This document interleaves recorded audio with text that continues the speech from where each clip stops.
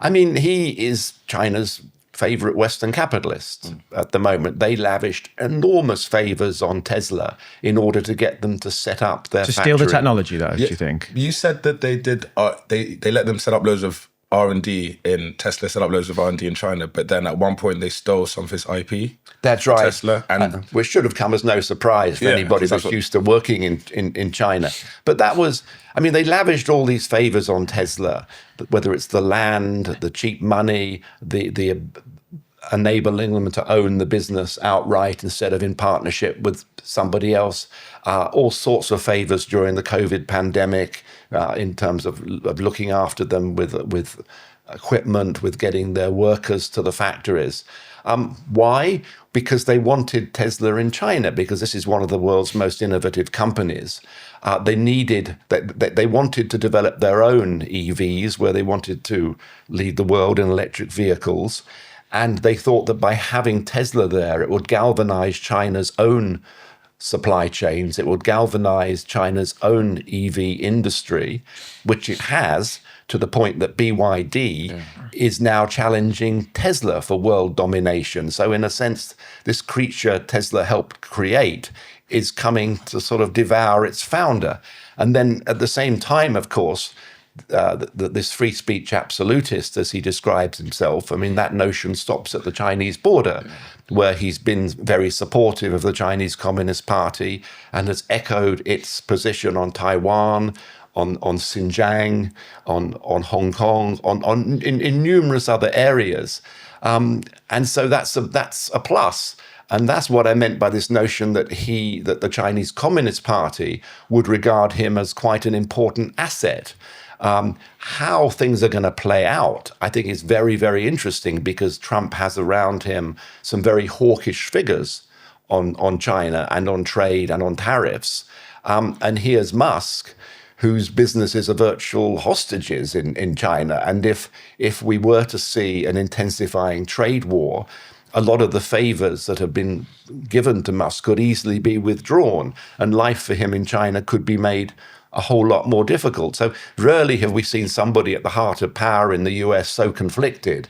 And it's going to be interesting to see how that balance of power in Washington plays out, and Musk's role in it. Certainly, I think China will be well pleased that he's there at the table.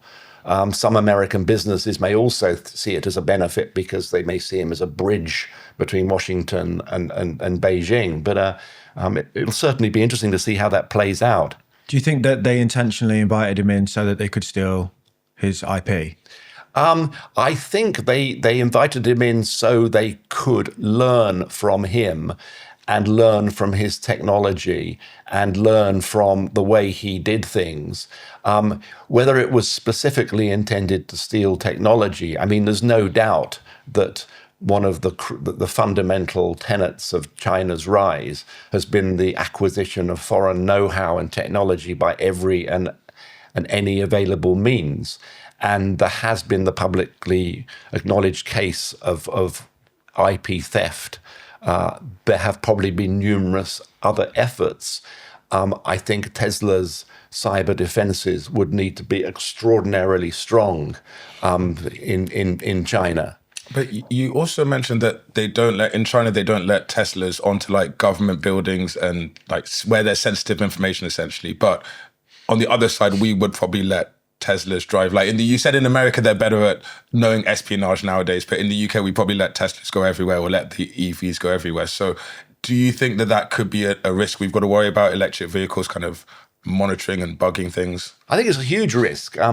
And it's one that we haven't even begun really to evaluate. The debate about EVs coming to the West has been more couched in terms of subsidies and economics and the threat to Western industries. But you're right. The remarkable thing is China recognized the threat or potential of EVs for espionage and sabotage much earlier than we have. They barred Teslas from going into military or other public facilities because they recognized they were brimming with cameras and sensors, and they were worried about the safety of that data. Now, most cars are like computers on wheels, but EVs are even more so. They're fully connected. They're transmitting.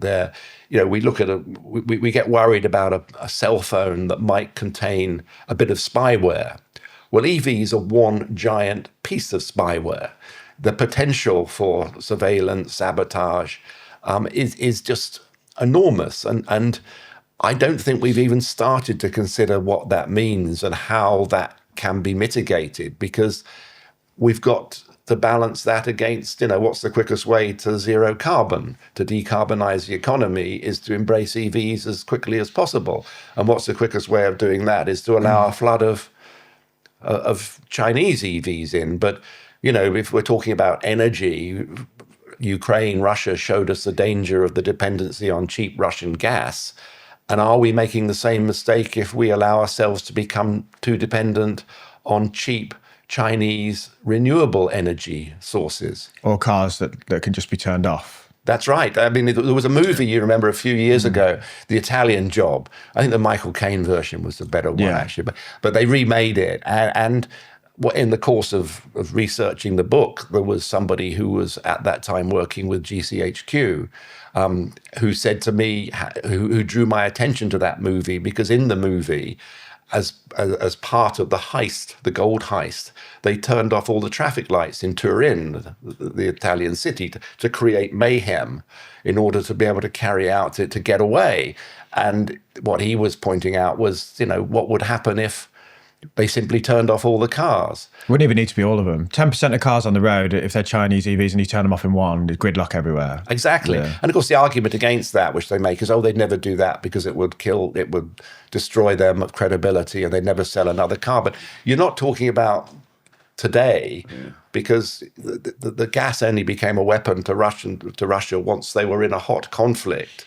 And you have to then, it's all tied up with your evaluation of what China is going to become, where it's going to go, and the threat it's going to pose, whether that's on its own or together with Russia. And if you take a gloomier view of that, then the uncontrolled embrace of Chinese EVs would seem to be foolhardy. And even if you are relatively optimistic, I think you still have to be cautious about dependencies. But sometimes I think that's a debate which really has hardly started, especially with regards to EVs.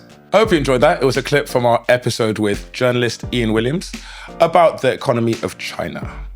To watch the full episode, click right here. What? The economy of China.